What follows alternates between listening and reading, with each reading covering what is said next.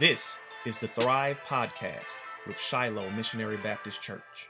And now, Pastor Fred Jeff Smith. Hello, this is Fred Jeff Smith, pastor of Shiloh Missionary Baptist Church, and we welcome you to our Thrive Podcast with the Shiloh Missionary Baptist Church. Once again, for those who have not yet been initiated, Thrive is an acronym that stands for Transformative Thinking, Helps Ministry, Renewed Relationships, Invitation to Evangelism, Visionary Worship, and Excellence in Administration. We hope that this podcast will touch on one or more of these items every week as we go forward.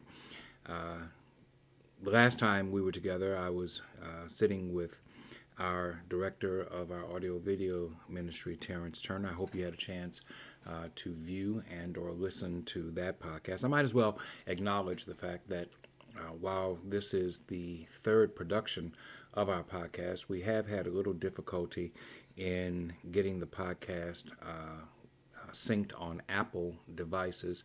Hopefully we'll rectify that soon. But if you can't get it on your Apple device, you can view this podcast on our YouTube channel, Shiloh Missionary Baptist Church, Baton Rouge, Louisiana.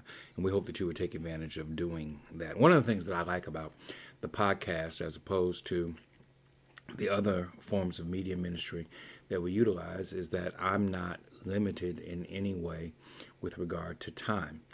These podcasts can be as brief or as long as they need to be.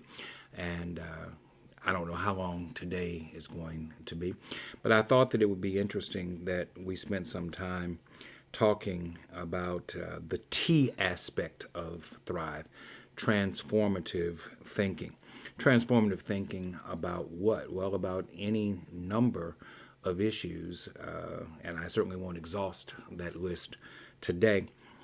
But a couple of things come to mind. Someone asked me earlier what was the podcast going to be about this week, and I said it was going to be a little bit eclectic. We're going to cover a couple of different items. But I think that it will be all around the whole idea of transformative thinking. When you're talking about the church, especially the traditional African American church, one of the enemies of church growth is the lack of creative thinking, the lack of new thinking, the tendency to rely upon the tried and true. I've certainly been guilty of it in the past. I've been pastoring African American Baptists since 1986. Started off as a 24-year-old pastor of a small church in New Orleans.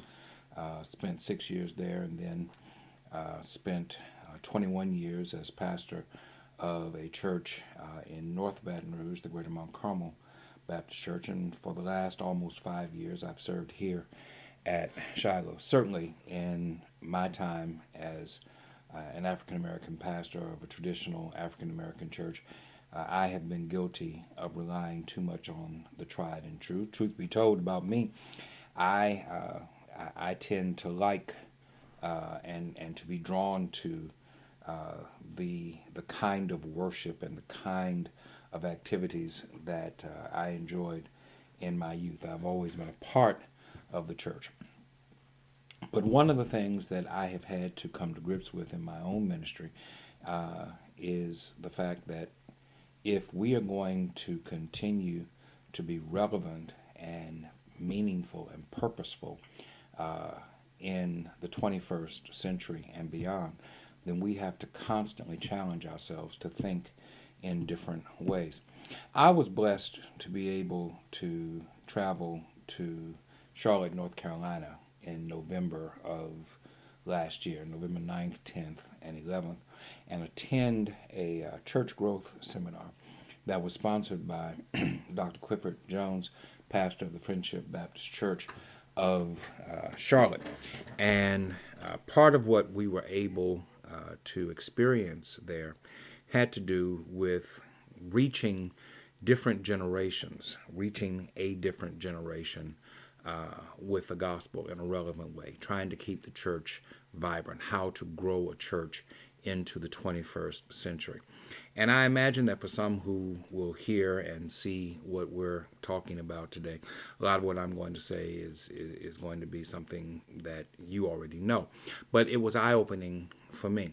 And I'm not going to try to rehearse everything that was said. But among the most significant things that we talked about is the fact that for the first time in the history of the African American church, we are being asked to reach not one, not two, but 5 different generations of African Americans with the gospel message of Jesus Christ. You say 5, and that's what I said, sitting there in the chair. 5, are there 5 generations? And the facilitator identified 5 different generations. He called the oldest generation veterans, and he said that that group, the general span of years for that group was 1922 to 1945. And certainly Shiloh has several members of this congregation that fall within that category.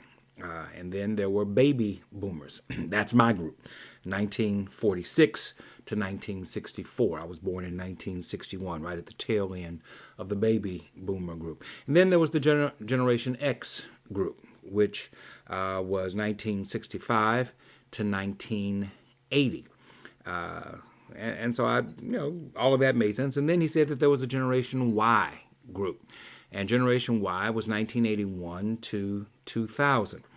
And then he said there was a Generation Z group. I'd never heard of a Generation Z group. But Generation Z is 2001 to now 2018, at the time 2017. And so when you look at that, veterans, baby boomers, Generations X, Y, and Z, what he said is absolutely right. For the first time, certainly for the first time in my life, in my career as a pastor, and perhaps for the first time in the history of the African American church, we are being asked to reach 5 separate generations of people, and to reach them in such a way as to make our gospel message relevant and attractive to each group. And you say, well, what's so hard about that? The gospel is the gospel. And if we just share the truth of the gospel, then the gospel has drawing power. Jesus said, if I be lifted up from the earth, I'll draw all men unto me. And I certainly agree with all of that. The question is not, is the gospel relevant? Certainly the gospel is relevant to every generation. The question is, are we sharing the gospel in a way that is relevant to all of these different generations? To think that you are able to share the gospel to a group of people that are as young as 14 or 15 on one end, Generation Z, and as old as 90 and above on the other end, the veterans generation, and that you're able to reach those two extremes and everyone in between in an equally effective manner, that takes a lot of creativity. It takes a lot of work. It takes a lot of effort. It takes a lot of trial and error. And the point that the facilitator was trying to make to us is that one of the reasons why many churches stumble in their church growth, in their numeric growth, in the effectiveness of their evangelism, in their effectiveness of their discipleship ministry, their teaching ministry, even in the effectiveness of their worship experience, is that you tend to lock in to one particular group of people to the neglect of the others. Now, for me, that's transformative thinking. We complain, Black Baptist pastors, black pastors in general, but I'm more familiar with Baptists. Black pastors in general complain about different generations of people and the falling away, the lessening of church attendance by succeeding generations of people. People don't come to church now like they used to. People aren't as committed to the Lord now as they used to. Perhaps part of our problem is that we're asking them to be committed to something that is not entirely attractive to them. Let me carry it away from worship and carry it to something as mundane as entertainment. I tell the story sometimes in my Bible study about my children who, at the time that Katrina hit in Baton Rouge, were 10 and 8, respectively.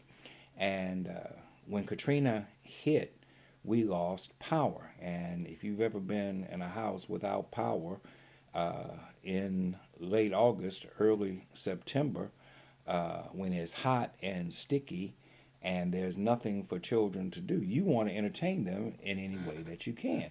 And so we didn't have power, but I was able to put my hands on a portable TV. And I had some batteries, and I put batteries in the TV, and I set the TV up for the kids, and I said, "Here, watch this, and get out of our hair. Go watch this." And they weren't watching for more than 3 or 4 minutes before they both came to me and they said, "Daddy, something's wrong with the TV." And I said, "Well, what's wrong with the TV?" And they said, "Everybody's gray." And it dawned on me that it was a black and white television. And my children, who were born in 1995 and 1997, respectively, had never seen a black and white TV set. So they thought that there was a malfunction with the television because they didn't see color on the screen. What's my point? My point is, to people of a certain generation, a black and white TV is just a black and white TV. No big deal. But for people of a different generation, it throws everything out of whack. The same thing is true with our worship experience. The same thing is true with our teaching experience. There are people who are in the Shiloh Missionary Baptist Church who come from a generation where everything was done with a pencil and paper.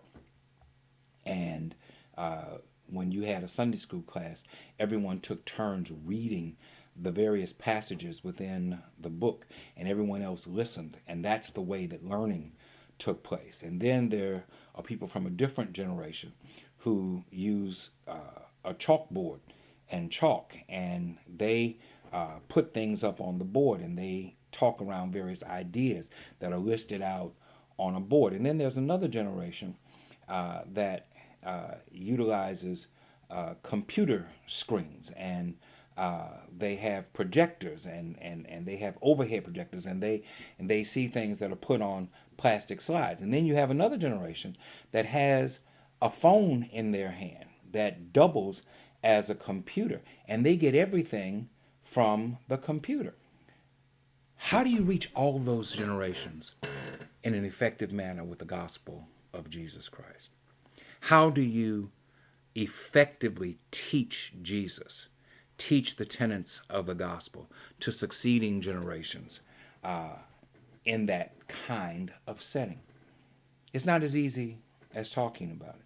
How do you worship and keep the attention of all of these people who have these various ideas and come from these various mindsets? There are some people who believe that if it wasn't written in the 1800s and isn't found in the hymn book, that it doesn't belong in the church.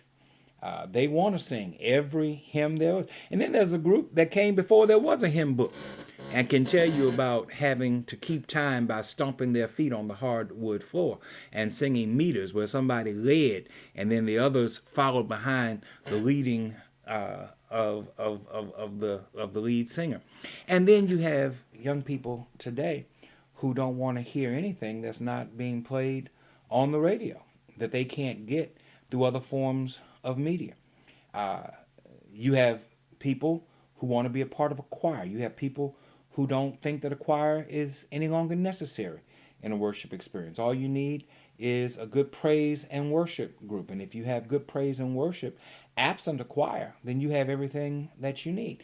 You have to find a way When I say you, we, the church, have to find a way to effectively communicate to each of these generations the gospel of Jesus Christ in our worship experience, in our Christian education experience, in the ministry that we offer to people. There are people of a certain generation who don't believe that there should be anything else in a church besides an usher board and a choir, a deacon board and a mother board, because that's all that you really need, maybe a mission society or a pulpit circle. There are others who are looking for all different kinds of ministry to come from the church. They're looking for healthcare ministry. They're looking for ministries that are focused on helping people get equipped and find jobs within their community. They're looking for mentors. They're looking for people who are willing to commit their time and their energy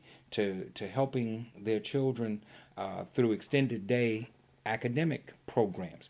There are all kinds of ministry ideas that people of certain generations are looking for, that their friends have in other churches. And we cannot go to sleep on the fact that many of the children who are members of our churches have friends who go to other churches, churches that are pastored by other groups of people, other races of people, that there are people who are a part of churches that are not out of our experience, and therefore they offer different things, and they want to know, why can they offer that there and we can't offer that over here? And it's not enough to say that that's just not a part of who we are, because one of the things that was pointed out in the seminar that I attended was that people of this generation Y and generation Z, they're not terribly interested in coming to church meetings and having issues argued out in the quarterly church conference, the business meeting, like we like to call it. They're not interested in doing that. They'll simply find another church to attend. They'll find a church that meets their need. If you're not providing them what they are looking for in your church setting, then they will find the church setting that meets their need. And so since the time that we have been here, since 2013, when we first arrived here at Shiloh, we have tried to be sensitive to the fact that we are a traditional church that seeks to reach a traditional audience, but is also trying to reach beyond that traditional audience to succeeding generations in a way that makes what we offer them relevant to their experience. And so we no longer have up the sign saying, turn off your cell phones in church. I want them to come in with their cell phones on. I don't want them calling anybody with it, but I want them with their cell phones on. I want them to be able to live stream. I want them to be able to use our app, and we're in the process of updating our app. The church has its own app, and I want them to be able to utilize that for their devotional purposes, for their Christian education purposes. I want them to be able to follow along with what we're offering through Facebook and through Twitter and through YouTube and through devices like this. This is our first experiment with podcasts. And so what we are simply trying to do is what Scripture says we should do. Paul says, I must be all things to all people, that thereby I might save some. And I think that that's the responsibility of the African American church. I think that's specifically the responsibility of this pastor in this church, in this setting, to try to be all things to all people, that thereby we might be able to reach some with the saving gospel of Jesus Christ. So, for me, that was transformative in the way that we think about church. Another aspect of transformative thinking that I think is very relevant at this point in time has to do with the place of the church and its involvement in the civic and community and social justice affairs that are going on in our world. Now, certainly that's not new. The civil rights movement was birthed in the African American church. Peaceful protests were birthed in the African American church.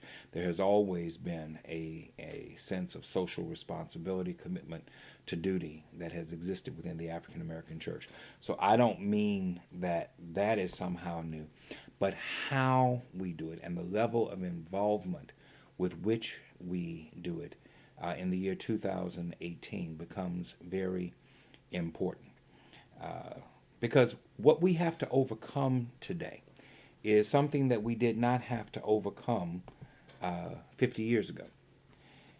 And that is this idea that because we have enjoyed a certain degree of progress over the last 50 to 60 years, that there is no longer a need for us to be vigilant in our fight for social justice issues. It is positively insulting when I hear people say, well, blacks have overcome because Barack Obama was president of the United States, or blacks have overcome because we have a black mayor, or because we have black members of the Metro Council, or because we have black school board members. There's perfect equality now because blacks are not denied access to any place that they want to be a part of. So I don't understand why there's still all of this talk about racism. That it's positively insulting when you hear talk like that, because what it suggests is that because there has been some level of change, and there's no denial that there has been some level of change, that the level of change has been sufficient, and that we should not want to be full participants at the table of brotherhood, at the table of advancement, at the table of progress in this nation. And then there will be those who say, well, that's not the church's role. The church shouldn't be involved in that. The church should only be concerned about saving souls. Well, Jesus wasn't just concerned about saving souls.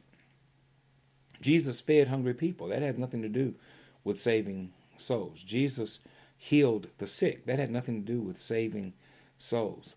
Jesus cured the infirm. He caused the blind to be able to see, and caused the lame to be able to walk, and caused the deaf to be able to hear. Jesus even raised the dead on more than one occasion. None of those things have anything to do with the salvation of the soul. But what it does do is show us that Jesus was concerned about the totality of the individual. He was concerned about not just man's soul, but about his body, about his economic status, about his social status. He was concerned about the total individual. And if we are to be effective disciples for Jesus Christ, then we must be equally concerned about the total individual. And so when I look at a community like Baton Rouge, where I was born and raised, and I see some of the racial division that exists within our community, I can't simply be quiet and say that because I'm doing okay, because I personally am doing all right, then I have no reason to be concerned about my fellow man. I have every reason to be concerned about my fellow man, not just my fellow black man, but my fellow man in totality, because it is my Christian responsibility to affirm the value of every human being. And so when we see injustice take place, like the Alton Sterling death, and the fact that there has been no effective proposal, no serious proposal put forth for police reform in the 18 and a half months since he was put to death, that there have been no criminal charges brought against the two officers, Lake and Salamone, either by federal authorities or by state authorities, who still have not come back with any kind of decision as to whether or not a crime was committed in this man's loss of life. When I see that these two individuals are on paid administrative leave for 18 and a half months and are still considered to be employees of the Baton Rouge Police Department, in spite of the fact that our own mayor has suggested that they both need to be dismissed, and yet that has not happened. You have to say something about that. You have to talk about the injustice that exists within law enforcement in our community. That is not to say that I don't believe in law enforcement. I believe in law enforcement. I believe in effective law enforcement. I thank God for effective law enforcement officers and the protection and the security that they give us. But that does not mean that you can turn a blind eye and a deaf ear to the fact that for certain segments of our community, law enforcement is lacking. It is our responsibility to say something about that. When I look at the fact that there are people who live in communities where there is not a decent grocery store, there is no grocery store at all. At the best, you have convenience stores, and they don't have access to fresh food in their immediate area. And they have to go through great pains in order to go to communities where they can receive fresh food. We have to say something about that because people who cannot eat well are people who will suffer health-wise and are people who will suffer academically. Studies have linked proper nutrition and diet with the ability to study, with the ability to experience academic achievement. And so where there's not nutrition, not surprisingly, there is a falling down of academic achievement.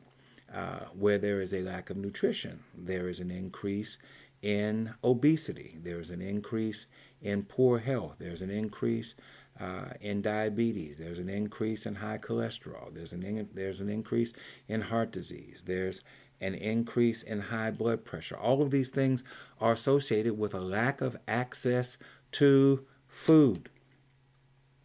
And the church has to say something about that, has to speak truth to power. The list of things is myriad, and I'm not here to preach a sermon. What I am here to say is that it is positively frustrating to me, not only on the one end where some people say, well, equality has come because Barack Obama was president or because Sharon Weston Broome is mayor. Equality has come. That's frustrating. But what's equally frustrating is that the church, the voice, the conscience of the people, the spokespeople of God, in too many cases, is not speaking out against these wrongs.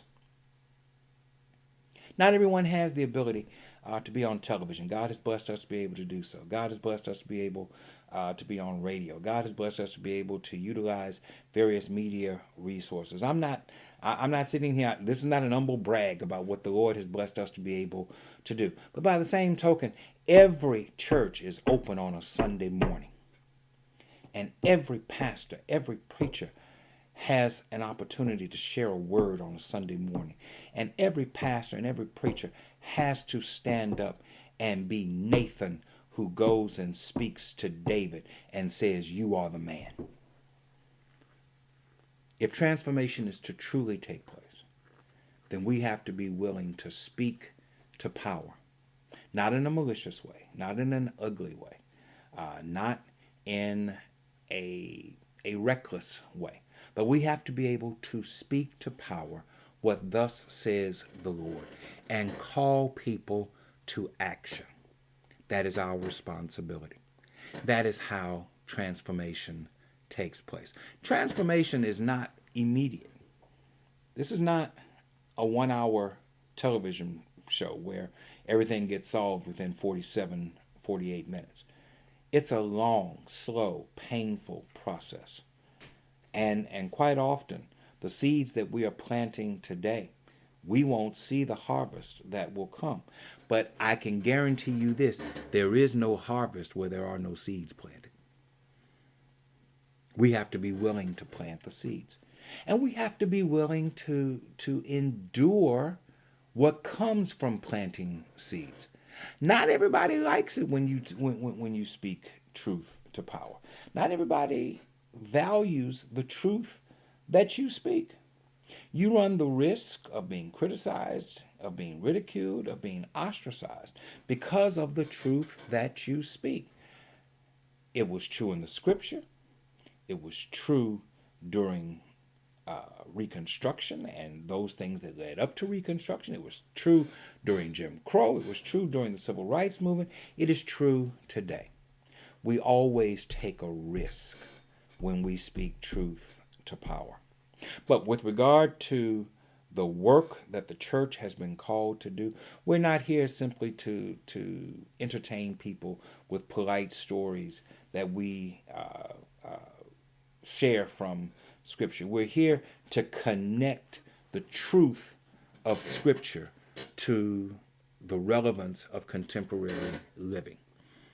And people need to walk out of our churches on Sundays and on Wednesdays, or whenever we have our Bible studies and we have our Sunday school classes. They need to be able to walk away from those experiences with something that can not only feed their souls, but can equip their minds and embolden them to be able to deal with the realities of life. We need to promote voting within our churches. Changes are made by those who show up. Voting for African Americans should not be something that we even think about. It should be a given. It should not be arbitrary. We should vote. I don't care what the vote is for. It is up to the church to encourage people to vote for every ordinance, to vote for every tax, to vote for every office, regardless of who the candidates are who are running for office. People died for our right to vote. And it is a disrespect of the price that was paid on our behalf for us not to exercise our right to vote. The church needs to take the lead, and that the church needs to take the lead in teaching people about diet and nutrition. Jesus, as I said, was not just concerned about the soul, but was concerned about the body. And we are killing ourselves. Yes, there was a time when we had to take what was left over and try to do the best with it. And we took it and turned it into an entire repertoire of cuisine that we call soul food. That stuff is killing us. We need to learn how to eat healthy. We need to learn how to eat smart so that we can have healthy bodies, live quality lives, and make a quality contribution to our communities and to our families. We need to be concerned about diet and nutrition. We need to find a way to merge health and nutrition and medical care into the ministry of the church. We need to continue to find ways to bring academic avenues and the church together. Many churches, like this one, provide scholarships for their members and for segments of the community to try to promote the importance of academic achievement for the future vitality of our children. More along that line needs to be done. We must be involved in the total activity of people's lives if we expect to be relevant to succeeding generations. Generation X, Generation Y, Generation Z, they're only going to hang around if they feel like we have something to offer them that's relevant to where they are and what they are about. And here's something else that we need to do. We need to listen to them. We need to take the time to sit around and listen to them. We need to be able to call them in and sit them at tables and allow them to share with us their concerns about church. One of my experiences with church is that we often don't listen as attentively as we should to younger people, because we look at the financial roles and we see that the younger people don't make the same level of contribution to the church's finances as others. And in that regard, we become like every other institution in our society. Those who have more to contribute in a financial way have a greater voice because of their money. Well, I understand the need for money. There's no ministry without money. I certainly understand that's important. But I know this. If we don't listen to these young people, if we are not interested in learning from them, and if we constantly push them off and say, come back when you have something financial to contribute, they'll find someplace else to go. And ultimately, our churches will suffer as a result.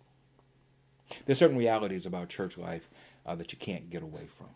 One of the realities is less people are going to church now than they were 30 years ago, than they were 20 years ago. There is a slow but steady decline in church attendance in this country today.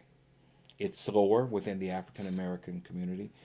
We seem to have a closer relationship with church life within our community than you can say about other ethnic and racial groups, but the decline is still there. It's undeniable. And that means that we're all trying to draw from a smaller and smaller well. Well, there are two things that we have to do. First, we have to find a way to continue to draw from that smaller well, and then we have to find a way to make the well bigger. And in order to do that, we have to be open to the fact that we don't know everything, that we can learn, that we can grow, that we can do things differently from how they've been done before. And different does not mean bad, and different does not mean wrong. And then we have to also acknowledge the fact that in order for us to be the church that God called us to be, that we have to be willing to offer something to succeeding generations that will give them a desire to stay and to plant and to harvest in our field. A secular world out there is calling to them, and with greater and greater frequency, they're heeding that call and ignoring our call. We have to do something to stem that tide. It involves transformative thinking. It involves being brave enough to say, I don't know. It involves being honest and vulnerable and saying, I need help. The church needs help. The church needs to listen. The people who we need help from also need our help. So it can be a mutual thing. And isn't that what the church is supposed to be about? Isn't it supposed to be about people with various strengths, bringing those strengths together so that they can complement one another, and collectively the whole body can grow? I'm Fred Jeff Smith. I hope that you're enjoying this podcast. I hope that you will continue to listen and be back with us again next week. Thank you for listening to the Thrive Podcast with Shiloh Missionary Baptist Church. Next week, we welcome Reverend Demetria Jones Smith, Minister of Christian Education. Until next time.